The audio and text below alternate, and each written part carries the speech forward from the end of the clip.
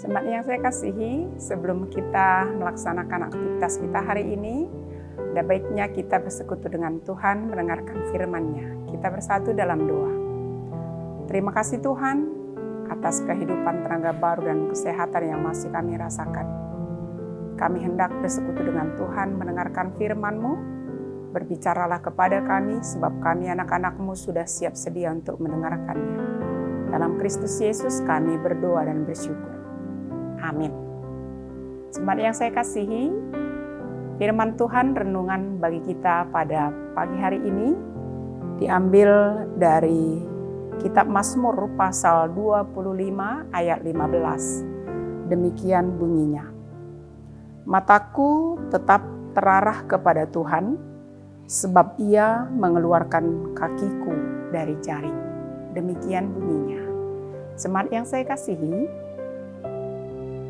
setiap manusia pasti pernah menghadapi yang namanya masalah atau tantangan, kesulitan atau penderitaan di dalam hidupnya. Tetapi cara untuk menghadapinya berbeda-beda.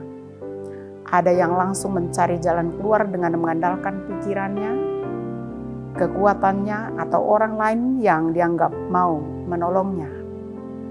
Ada pula yang terus berdoa, meminta petunjuk atau pertolongan dari Tuhan.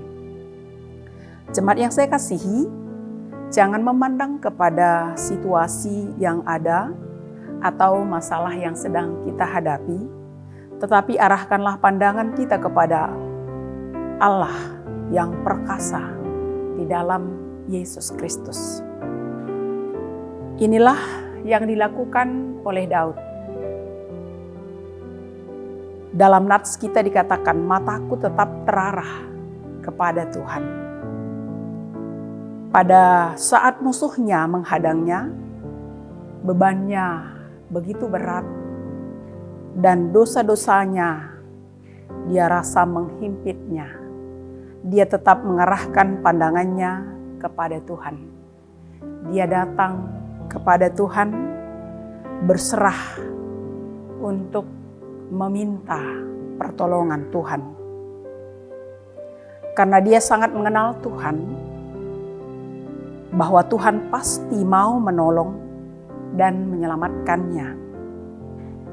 Saat berada dalam pergumulan yang berat, Ayub pun bersikap demikian. Makanya dikatakan, sekalipun aku dicemoohkan oleh sahabat-sahabatku, namun ke arah Allah mataku menengadah sambil menangis. Dikatakan dalam Ayub 16 ayat 20. Tidak ada perkara yang mustahil bagi Tuhan. Karena itu kita harus mengarahkan imajinasi dan pikiran yang negatif kita yang bertentangan dengan firman Tuhan kepada Tuhan. Inilah yang dilakukan Rasul Paulus. Kami menawarkan segala pikiran dan menaklukkannya kepada Kristus. Itu yang dikatakan dalam 2 Korintus 10 ayat 5b. Sehingga ia tetap kuat dan bertahan di tengah ujian dan penderitaan yang menderanya. Sebab dikatakan, hidup kami ini adalah hidup karena percaya, bukan karena melihat. 2 Korintus 5 ayat 7. Jemaat yang saya kasihi, seringkali kita membayangkan bahwa permasalahan yang terjadi dalam kehidupan kita seperti Goliat raksasa dari Filistin yang sepertinya begitu sulit untuk ditaklukkan. Karena kita hanya memandang permasalahan yang kita hadapi. Kemudian kita menjadi gelisah dan tawar hati. Lalu kita menyerah kepada keadaan yang ada. Kita tidak boleh digerakkan oleh perasaan atau pikiran kita seperti itu. Atau bagaimanapun situasi yang terlihat di hadapan kita. Kita harusnya digerakkan pada apa yang dikatakan Tuhan dalam firman-Nya. Seperti Daud yang terus berpegang teguh kepada kebenaran firman Tuhan. Sehingga Goliat yang raksasa itu pun dapat terkapar di tangannya. Biarkanlah angin ribut bertiup dan badai menyerang.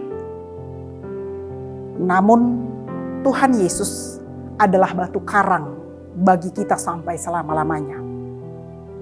Karena itu, selama kita masih memandang Yesus, percaya kepada Yesus, mengarahkan diri kepada Yesus, Tuhan, Sang batu karang yang teguh, apapun yang kita lihat, apapun yang terjadi dalam kehidupan kita, tidak akan mampu menggoyahkan kehidupan kita. Amin, kita berdoa. Terima kasih Tuhan atas sapaan firman-Mu yang mengingatkan kami agar apapun yang kami hadapi, beban, penderitaan, kesulitan, permasalahan, kami tetap mengarahkan mata kami, pandangan kami, hidup kami kepada Tuhan, dan mempercayakan sepenuhnya kepada Tuhan, sebab Tuhan yang kami kenal selalu siap menolong kami, memberikan yang terbaik bagi hidup kami. Dan biarlah kami tetap berharap kepada Tuhan dan mengandalkan Tuhan. Berkati seluruh jemaat Tuhan dimanapun berada, dalam segala aktivitasnya hari ini. Engkau berkati, Engkau berikan sukacita. Apabila ada yang lemah, Engkau kuatkan Tuhan. Apabila ada yang sakit, tolong Tuhan sembuhkan mereka.